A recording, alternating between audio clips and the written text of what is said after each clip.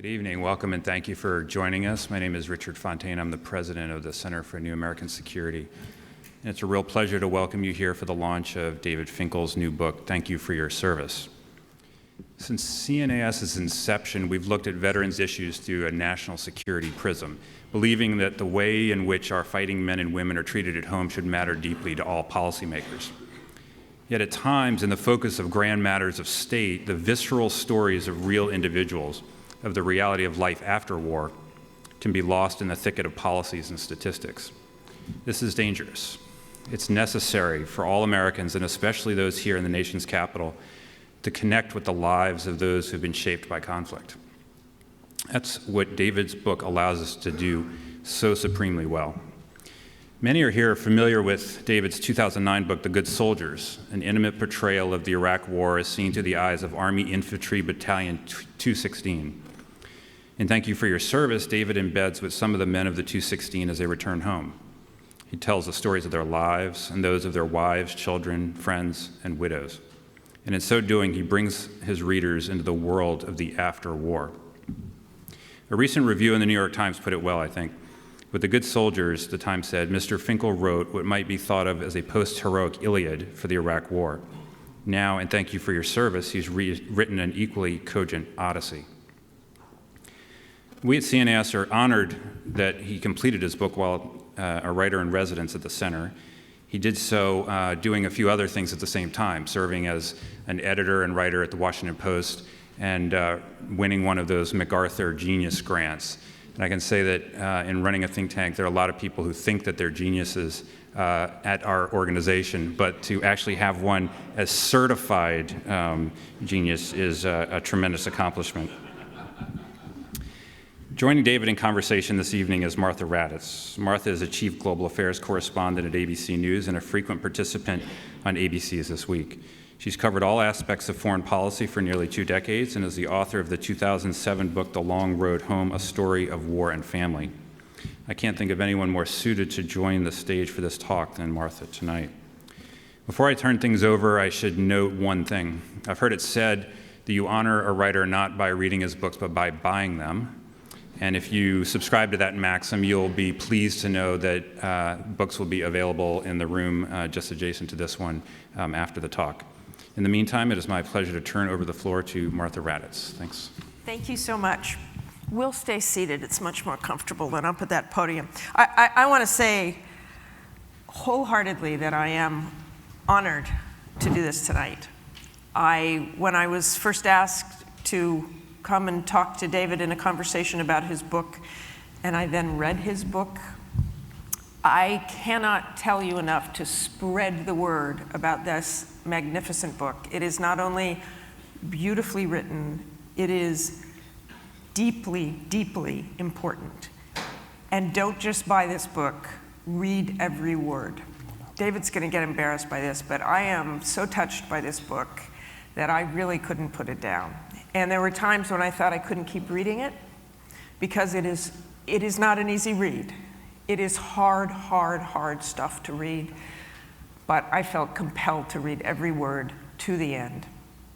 David and I share being war correspondents over the years. We don't know each other. I think David is probably like I am, that I don't really hang out with a bunch of journalists. I kind of go do my own thing, and I just want to be with the troops. I just want to tell the stories I see. David's book is so important because his first book, The Good Soldiers, he was embedded with those soldiers. He saw what they did. He understood what they did. He understood at the very deepest part of him what it's like to be in battle, and what it was like for those soldiers to think about home and how far away home was and how distant a memory it was.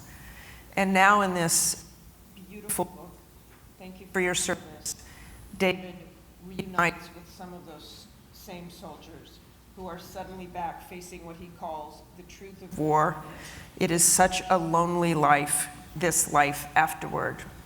I'm going to give you a few statistics because I want David to talk about the people in his book. More than 2 million Americans were sent into the wars in Iraq and Afghanistan The best estimates are 20 to 30% will have psychological issues to contend with: anxiety, nightmares, suicidal thoughts, depression. 500,000 people, 500,000 people coming home from those wars will have to deal with these issues, because we have had, as you all know, a decade of nonstop war. Kind of breaks my heart because nobody talks about the wars very much anymore. The only time we hear from people on the Hill or in the White House is that everybody's coming home, but they're still over there fighting, and they're going to be fighting at home, these ghosts, these anxieties, for a generation to come. David and I spoke earlier this week, last week, and one of the things I told him that I thought would be very effective is to meet some of the people in his book. I'm visual, so I'm David, you have to show their pictures. I go in the book and I want to see their pictures. So David, thank you for allowing me to talk to you about this beautiful book, and you take it from here and we'll come back to the conversation. Thank you, Martha. Thanks. A few thank yous to Martha, of course, to CNAS. The fact is that without the support they gave me, there would be no book. And so I'm indebted to what CNAS has done. I'd rather not talk about me. I'd rather talk about the people in this book. And they really kind of laid themselves out there and exposed themselves in some of their most brutal moments, with the idea that maybe people will read this book and maybe people will have a better idea beyond the platitudes of some of the effects of these wars on some of the people who fought in combat. And so here we are at the Willard, and it's pretty damn lovely. But meanwhile, out there are the people I've written about, and so very quickly, I just wanted to introduce them, and then we'll see where we go with the conversation. Is that okay? Yeah, sounds good. Okay. All right, so this is a guy named Adam Schuman in his last hours of war. He was on his third deployment to Iraq. He had been in combat for 1,000 days. He was widely regarded as one of the very best soldiers in this battalion. And then he cracked. He just couldn't do it anymore. And here he is about to leave. And that was in 2007. I talked to Adam today. And he's doing okay, but this is a man, like so many are, still filled with guilt and shame over the fact that he had to leave a war that he wasn't expecting. He cracked while he was there. While he was there? He had to leave. He did have to leave. Medically evacuated. Mid-tour, a medevac. And the fact is when he stood in line for the helicopter out, line of maybe half a dozen guys, and you all know, war zones, and then in come the helicopters and this amazing clatter and noise and dust and the rest of it, and it's loud, and the line moves forward, and it gets to Adam, and his hand goes up, and some guy yells, "The next one's yours." Everybody else leaves. Adam's kind of there by himself, feeling bad anyway. Just talked to a wife who said, "I don't know what they're going to do to me when you get home." In come the next set of helicopters, Red Cross is on the side, and that's when he got it fully what he had become. These were the helicopters for the injured and the dead. And that's who Adam Schuman was in that moment and has been since. That's Saskia, his wife, who is as wonderful and wounded a character as you can imagine. This new book isn't just about the soldiers in a war, but it's about the after-war, which of course is about wives and widows and children and everybody trying hard to be better. Well, that's a guy named Michael Emery who was shot in the head by a sniper when he was recovering here in Bethesda.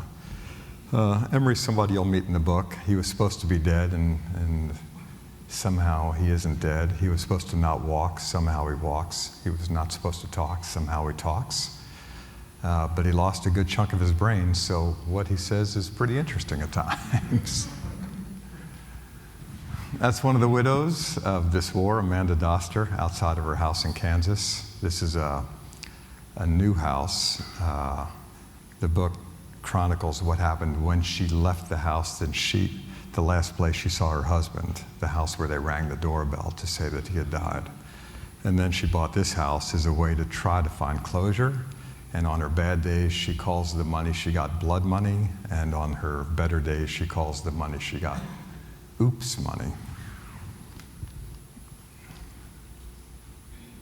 Oh, gosh. So Tesolo Ayeti, again, this is what we're dealing with here, right? It's a guy who was in a Humvee, blue sky high, came down. Ayeti got out with, he had a broken leg, made his way back to the Humvee as it caught on fire, took 2 guys out of there, helped save them. Couldn't get to the driver, a guy named Harrelson, who burned to death. And what finally made Tesolo Ayeti crack was this dream he couldn't stop having, which was Harrelson on fire saying, "Why didn't you save me?" Christy Robinson and her daughter. Christy Robinson's husband was in Iraq. He was a wonderful guy. Came home, disintegrated for 5 years, and then finally took his life. Nick Danino is a guy who went over to Iraq with a tattoo somewhere on his body, he wouldn't show me, that said unity and peace. And that's the kind of guy he was. And then he threw his first Iraqi down some stairs, and then he punched his first Iraqi in the face. And then he came home and began telling everybody he could that he had turned into a monster over there and wondered what had happened to him. People in this room may know P. Corelli, one of the most fascinating characters I've met in 30 years of journalism. The book talks about Corelli's efforts in the Pentagon, deep in the Pentagon, to bring an end to the suicide problem.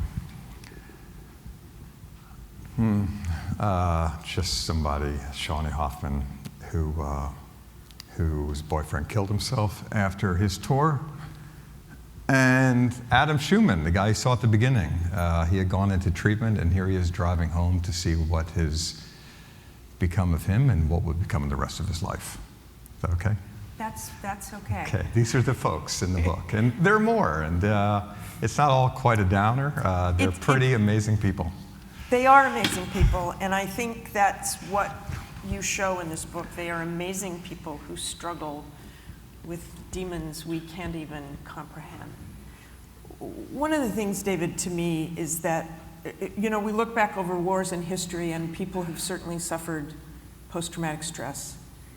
But these wars, this war in particular in Iraq, and these multiple deployments, it's just different. And I think, and talk to me about this, one of the things I think is because there was no front line, and because the troops were always in danger, always in danger. Mm-hmm. It wasn't like in Vietnam and you'd have terrible firefights and then you could go back and have some relative safety.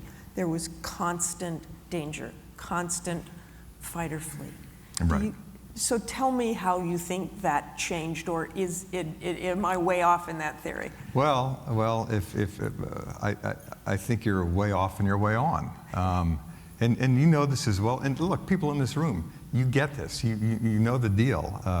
This was a weird war where the other side wasn't in uniforms. There was not a front line to advance toward. There was nothing predictable about it. It was a 24-hour-a-day threat, at least where these guys were in East Baghdad, and it played some serious hell with what was going on with their thoughts all the time.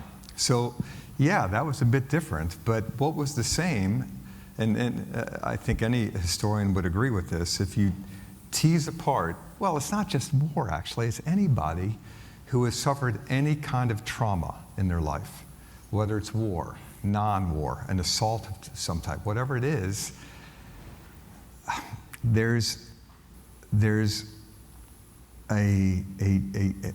used the phrase the other day, there's a commonality. When something happens and you're shaken to your very bones by the thing that's happened, whatever the cause, that's where the commonality is. And and everything after that moment just becomes about the long climb back. So that's the thing they have in common, whether it's Vietnam, World War II, Korea, so I mean just any war in any country, when you're rattled, nothing to do except continue shaking or try to get yourself out of it. One of the most remarkable things about this book is how intimate you were with these soldiers and their families, the detail you have, the conversations you witnessed, and you pretty much witnessed and heard everything in this book. Yeah, well, it's a type of journalism where it's not based on interviews as much as it is just going and being somewhere and staying somewhere. And over time, the interview part fades and people can't help being themselves. Life finally trumps any kind of odd situation of a reporter hanging out. And that's what these books are. I mean, look, these books aren't first person. There's no agenda here, Martha. It's just the journalist doesn't matter. What matters is, the attempt here was in a country where so few people have paid attention to these wars anyway. How can I write a book that's not a policy book, that's not a statistic-filled book, but it's a book that uses war and the after-war as an attempt to talk about what people are going through. So these people live on in the reader's life, and then when the statistics keep coming and the policies keep coming and getting changed, you'll have these folks in mind. Oh, yeah, right. What they're talking about Schumann. They're talking about Aieti. They're talking about Danino. Talk a little bit more about Adam Schumann and Saskia. And you pick up the book. And if anybody here did not hear the interview with David this evening on All Things Considered with Melissa Block, please go listen to it. It's a beautiful interview and talks very deeply about a lot of the people in your book. But talk about Adam and his quest to get better. His quest to get better, it represents, I think, the quest that some 500,000 Americans are going through to varying degrees, and that's just the fighters. And then you get to the expanding circles of family members. There's a bit in the book I do. How do you think of 500,000? How do you imagine that number? And one way to imagine them all at once on a map of America suddenly lit, and this is a country glowing from coast to coast. It's not there. It's not in the past tense. It's here. It's going on right now. So that's it writ large. But the small way is one person at a time. And I think Adam Schumann doesn't represent the extreme of what's going on out there. He's the great, the wonderful middle that we can attach ourselves to and learn so much from. And what Adam and Saskia go through from their worst days, when he's in the basement of their house with a gun to his chin and she's pleading with him not to die, to their best day when it's his second homecoming, not from the war, but this time from a treatment program in California. In that arc is the story of many, many people. And look, Martha, you know this. Again, it's a true story, it's a real story, and it's not a past tense story. This is going on right now, and I think it would be nice of us if we paid attention. I think one of the things, too, that struck me and through my own reporting is, as you mentioned several times, and with Saskia, the spouses. She says at one point, the women have to be the ones to adapt. Yeah. Because, and sometimes it's the men with an injured female. But how they do that, how the nation cares for them. I mean, to me, and spouses I've talked to who I see year after year after year, who are still with their very, very, very wounded soldiers. Right. And they're still there. They're not all still there, certainly. But how we as a nation help them, it doesn't seem like we do a whole lot. No, they're well, everybody's kind of on their own in the after-war, aren't they? And you know this from your own interviews. I know it from my work. Nobody signed up for this. These people. How old Saskia? I mean, when he was injured, probably 20. I can't remember. 26. Yeah. And one kid, another coming. And when people signed up for the wars, there are a million reasons, whether it's economic, they just can't find a job, whether they're just, in some cases, slackers who have nothing else going on, whether they're filled with a sense of patriotism, of mission, of zeal, whatever the cause. Once these guys got to this place, they just they couldn't have known what was going to happen. And of course, their families couldn't have known either. And then they come home, and everybody is just, it's frantic at first. What have they become in trying to deal with it? And everyone, the beautiful part of the book is how everybody from the top down is trying hard to heal and get better. And that includes these guys, and especially includes Saskia, an amazing woman. But getting better and the treatment that they get, or the medication they're given, dozens and dozens of pills a day that they take to get through the day, and then they feel over-medicated, and then while they're in the service, they get one kind of pill. When they go to the VA, they get another kind of pill. Where does this go? Well, what do we do? So it's not a totally sweet book here, because you get a guy named Tuslo Ayeti, the guy who was blown up, the guy who had the dream. Why didn't you save me? This is a good guy.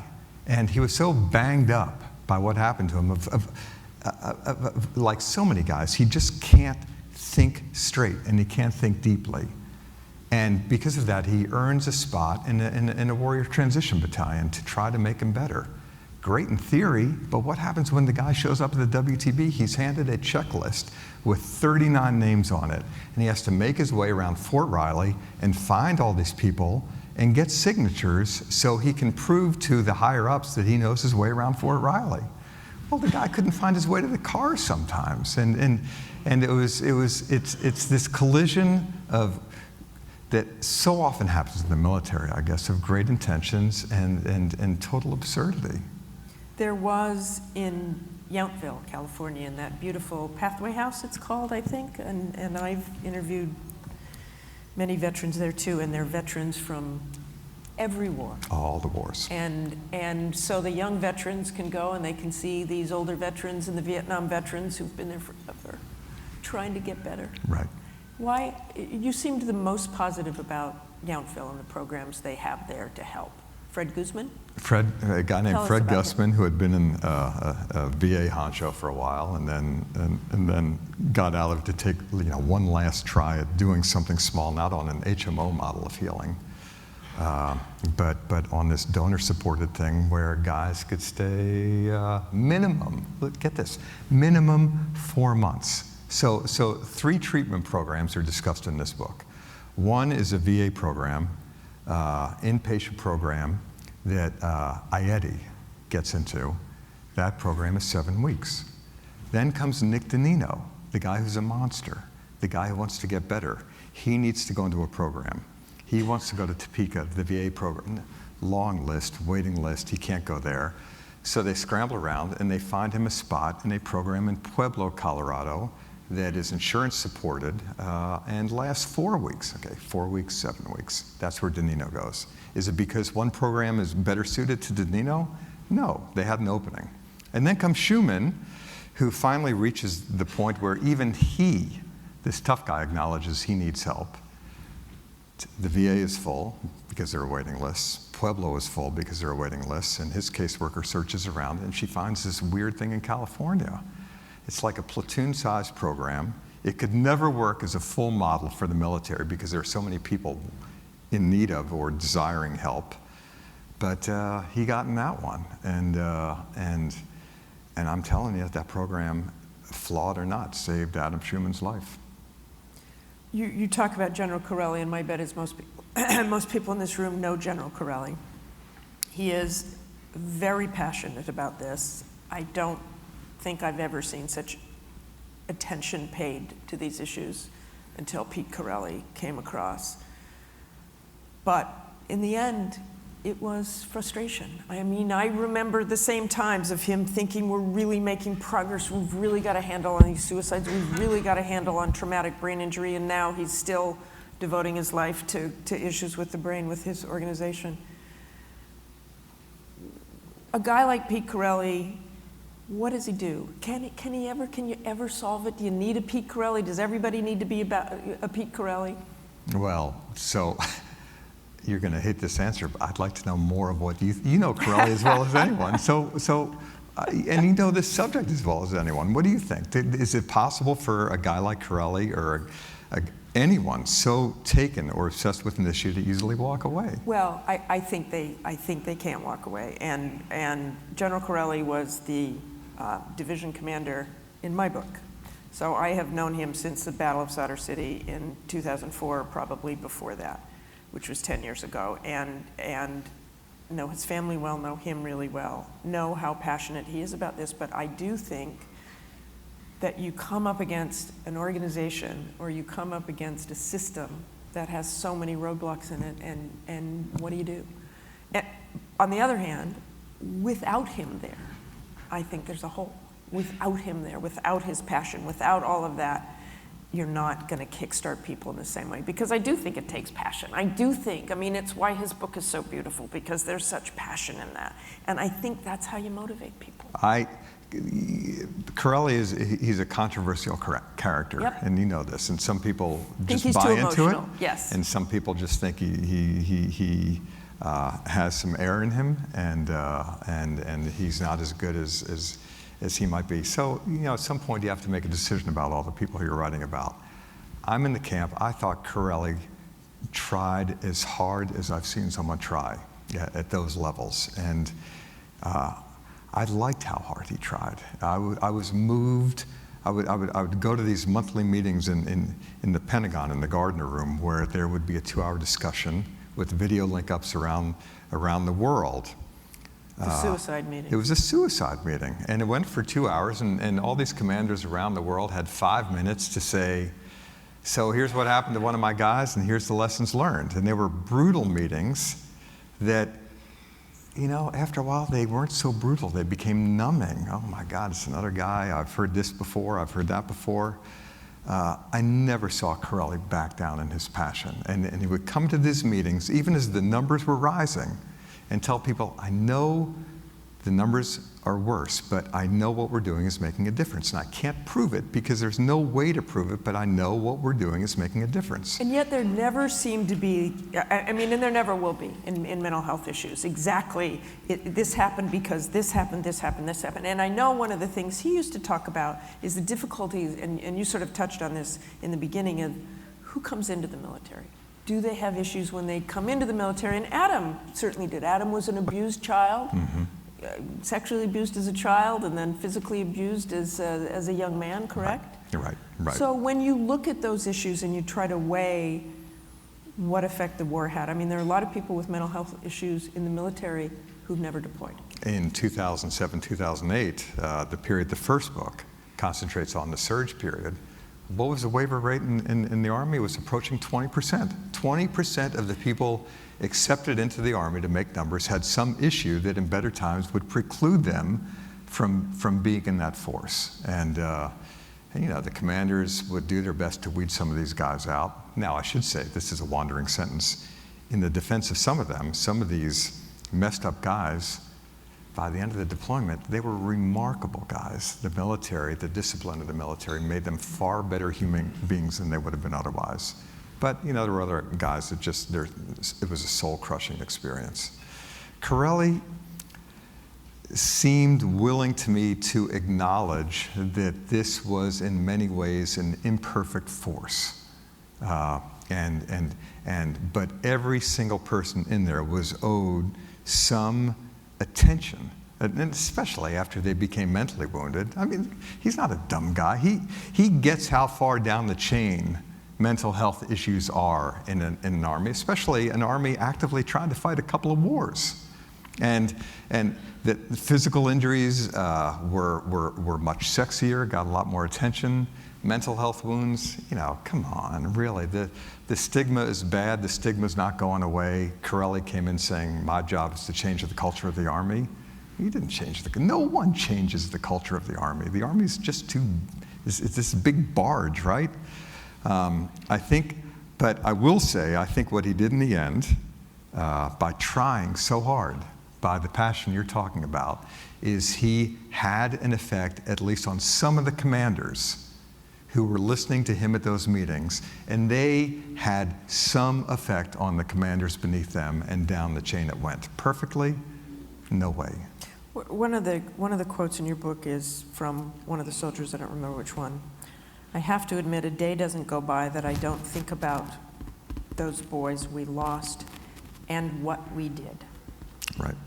And there are some examples in your book of, it really quite haunting, of things that people saw, not only saw, but did, posed with pictures with dead bodies, things that they just couldn't believe they lost their way. Right, right. Well, yeah, a guy named Tyler Anderson said that. And as far as I know, Tyler wasn't one of the people who posed with parts or anything, but he was a captain. He was a company commander, and some of those guys were those people. And yeah, I remember this therapy session in Pueblo that Nick Danino was part of, where all the guys were saying, what were we thinking? And it made such sense at the time. Of course this is what you did. There's a femur, you pick it up, you pose for a picture, you pretend to take a bite out of it. Sometimes, and you'll know this as well as I do, sometimes when you see people at war, the amazing thing is the decency, the fact that they're following any rules at all, because it's a war. And you would think it's a war, all bets are off. But forget the femur thing. People acted decently. People acted horribly as well. And then they came home and they remembered every single thing they had done. And now you're home, and now those drum beats are over. That weird music isn't going on anymore, and now it's time to sort it out. That's what's going on now. Okay, David, so I could basically talk to you all night, but I think we should open it up to questions.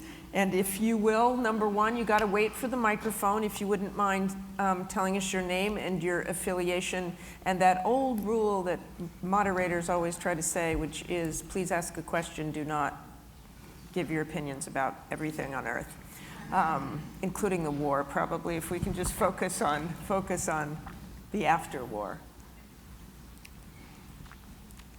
Up here, who's the microphone? Do you need this one? Or do you have another one? All kinds of mics. Thank you. My name is Kevin Green. I'm a former naval officer.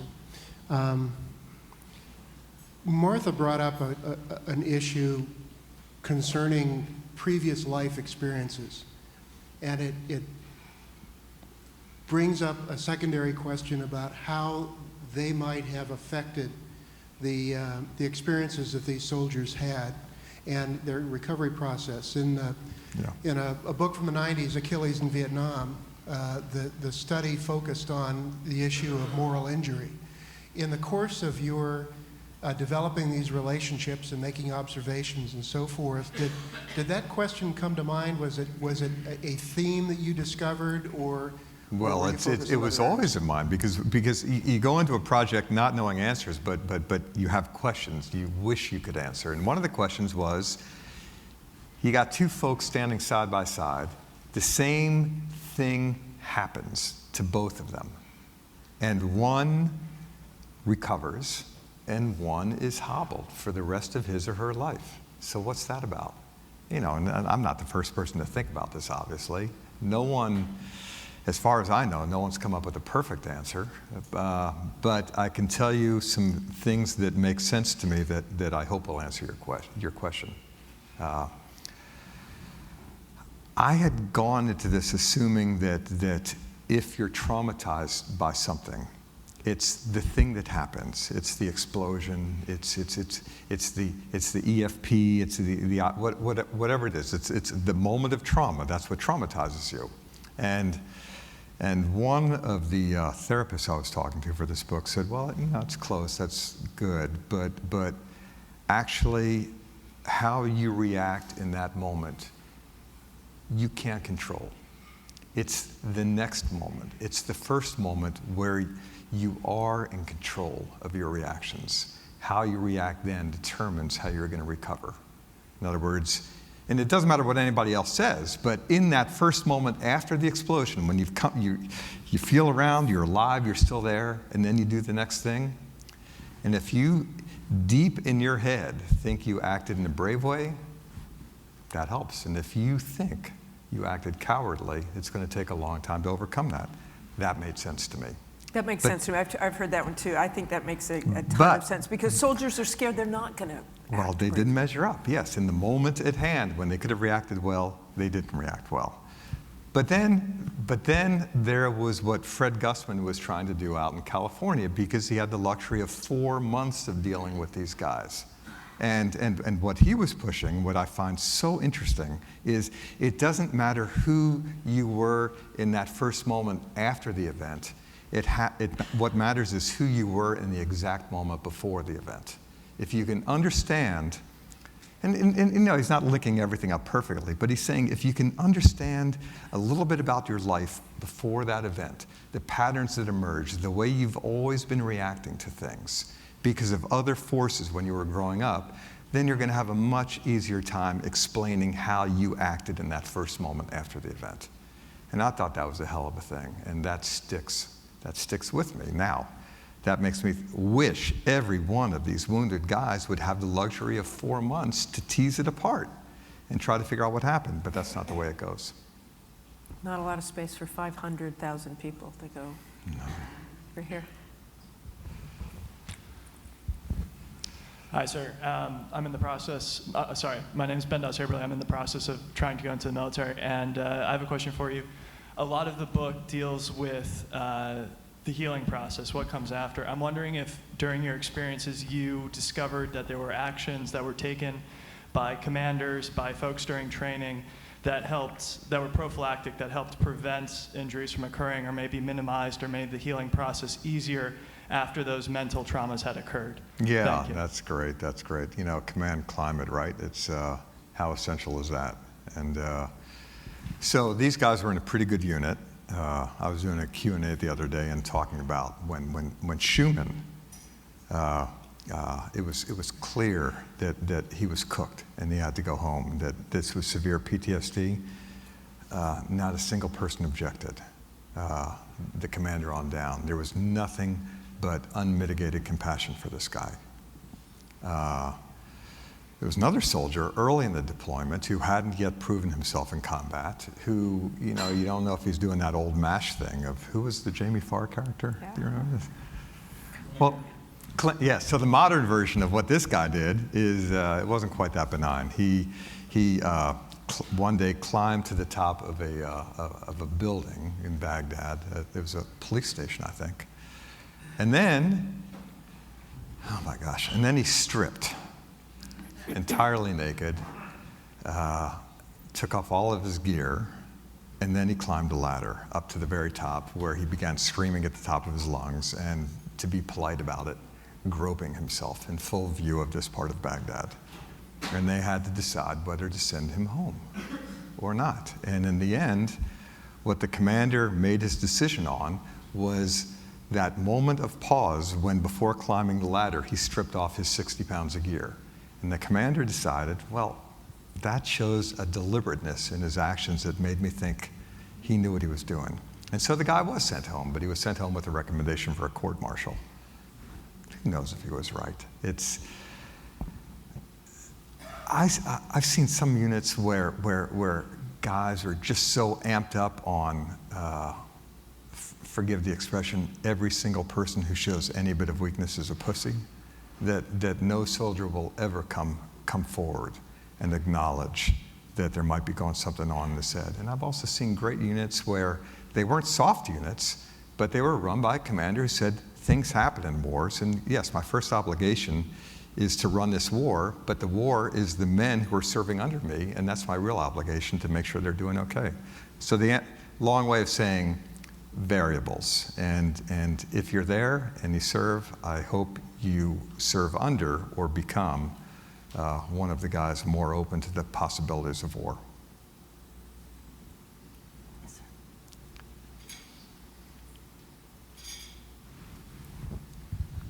Alan Salisbury, retired Army and head of the Code of Support Foundation.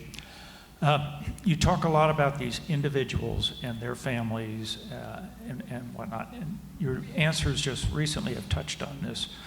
But I wonder if you could speak to the bonds that are formed within a unit.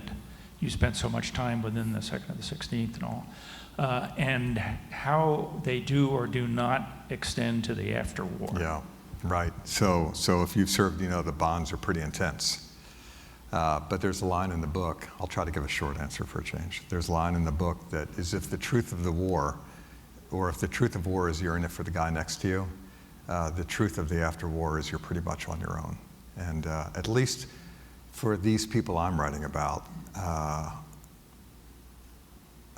maybe in some cases it's because of a sense of shame, but that's not it in every case. Anyway, it's a pretty lonesome struggle, and they don't reach out that often. There's a scene in the book. You remember the picture of Emery, the guy with the wound in his head? So what happened that day? Can I tell? Do you mind? Of course. Okay. Go right ahead. So what happened is Emery's on top of a roof in an operation, and a sniper gets a clean shot into his head, and he goes down. And it so happens that they need to bring him down 3 flights of stairs, and it's a weird stairway, and a litter wouldn't quite work, and they had to get him down. They had to evacuate the guy. So Adam Schumann put Emery across his back in a kind of a fireman's carry and took him down those 3 flights of stairs.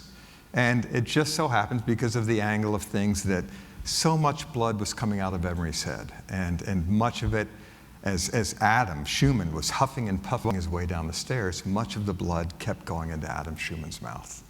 And you know, that picture we showed at the very beginning, Adam kind of sitting there on his last day of war, well, one of the things that got to him is he was still tasting Michael Emery's blood. In fact, he's still tasting the blood. That taste is not going away.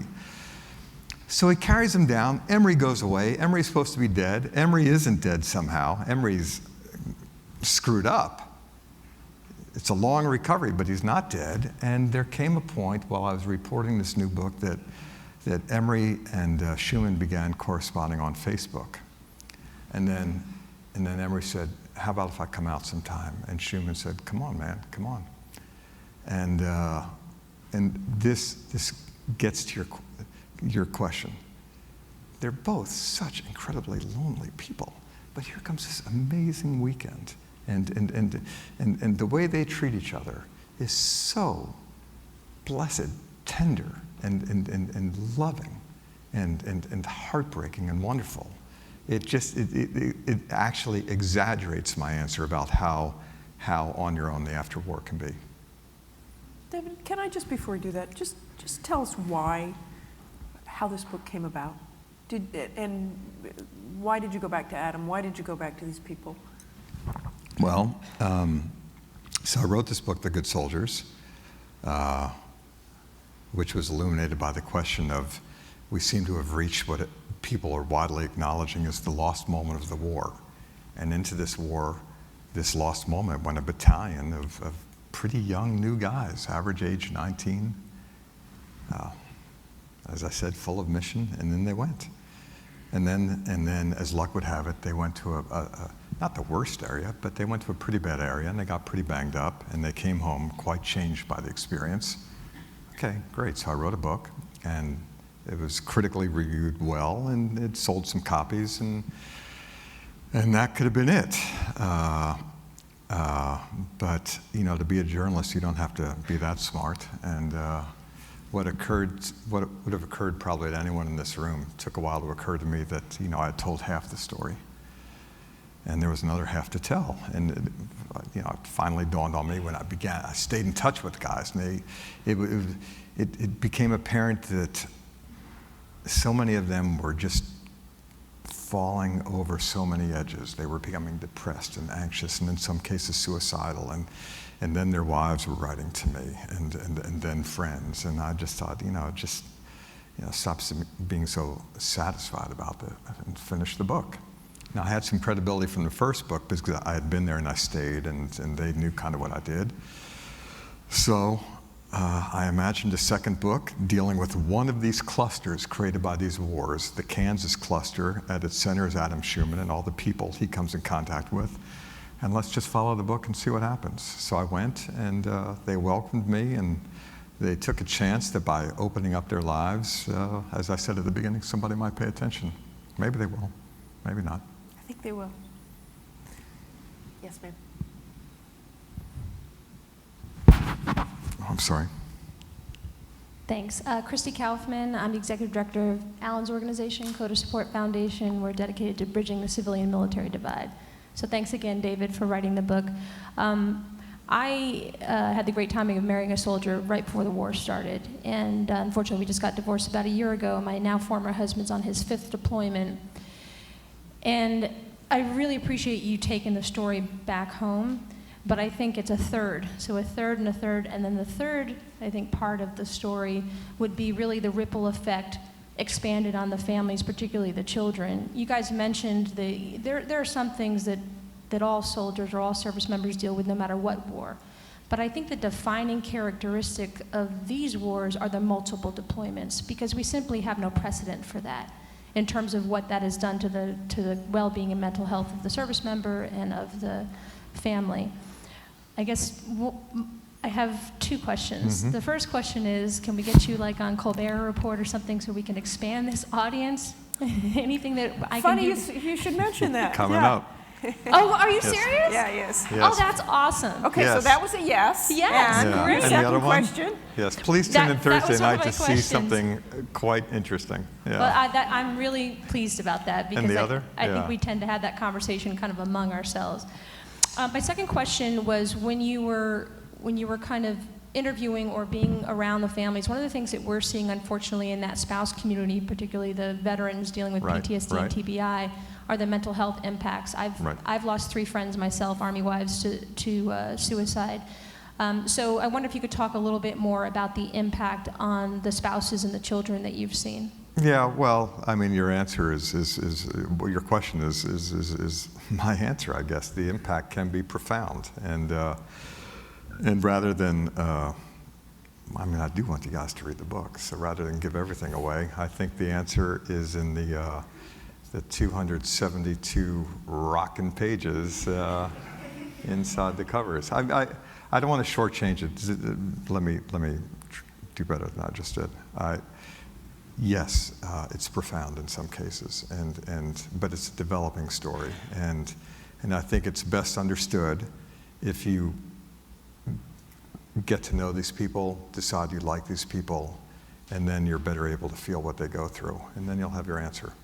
And I'm just thinking back that Adam's grandfather Yeah. was a veteran. Right. I mean, and when I say these issues are going to be generational, they're going to be generational. He With- came home with the kids, with the- from several wars, Yeah. and I never. So many people, didn't talk about the wars, and almost till his dying day. But he reached the point where, so he would take Adam, young little Adam, around in his big boat of a car, and they'd be driving around, and the guy never said anything. The most he'd do for expression is he'd read the morning paper, and then he'd shove an article to Adam, and it was always with that finger pushing it across. And then they would go for rides, and the guy wouldn't say anything except every once in a while just start screaming. And it was quite a sweet bond between the two of them. Yeah, yeah. In the back, please.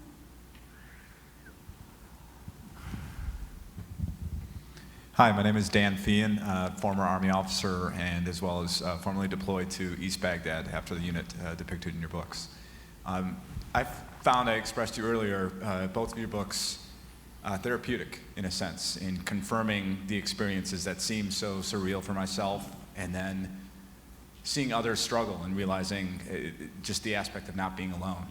But Martha alluded to how difficult these books are to read, and so as I want to share these books with my friends and family and say, this is it, there's no more accurate depiction of what this war was like, I still find myself wondering if there is an appetite for this type of thing. If this is so raw, so unfiltered, that this is too much for people in the very symbol of this war itself, that people don't want to perhaps pay attention. And I'm curious, in writing and witnessing all of these events and seeing it and writing it, did you ever wonder about that tension yourself and wondering if it was too much? He's $3.69 on Amazon right now, so that's good. That's good. So- That's good. So hopefully you can reach I was going out. to say, it sounds like, have you been talking to my publisher? Will there be interest in this book?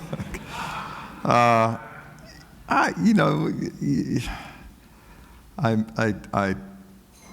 decided pretty quickly with the first book and then this book, I can't think about whether anyone wants to read it. That's lunacy. Because I would think, no, these are unpopular wars. No one wants to read it, but they did read the first book, and I suspect, the little corner of optimism I have is that people will read this book, the new one, because they're not war books. They're books about people that I think from the first line you very quickly care about. You want to know what happens to them. I mean, the first line of this new book is about Adam Schumann. 2 years later, Adam drops the baby. Well, at least that'll get you to the second line of the book. And I think the second line will get you to the third. And pretty soon, you're not reading an overwhelmingly depressing book about these wars you don't want to pay attention to. You're reading stories about people who we care about. And this book more than your first book, has such an impact on people in this country. The people you're reading about in this book, Adam Schumann is going to be part of our lives in this country for generations. That's why. That's right. See, I should be his publicist, really. I'm trying. I'm really trying. Because it's not an easy read. That's the nicest way to put it. It's not an easy read. You can get really down and depressed when you're reading it. But in some other ways, I was just uplifted that these guys are trying, that their spouses are trying and trying. Some of them give up, they do, but others don't. And it's such a testament to the human spirit, it really is. There's my pitch. They're not fake, cheap-ass, pretend exhilarating stories. They're stories they're true. It's not like taking medicine, I hope, reading this book. It's just, this is going on right now. We got 500,000 people who went over to Iraq or Afghanistan. Most people are fine. I get this. Most people are better for the experience. They've absorbed war. They're moving on. But it's not an insignificant number to think that 500,000 of these folks are troubled by what they went through and trying to get better. And to read about them, it's not duty, it's not obligation, it's not medicine. These are people who we should care about. I do care about, and here are their stories, right? Great. Yes. I think we're just going to have time for one more. It's going to be you. Yes.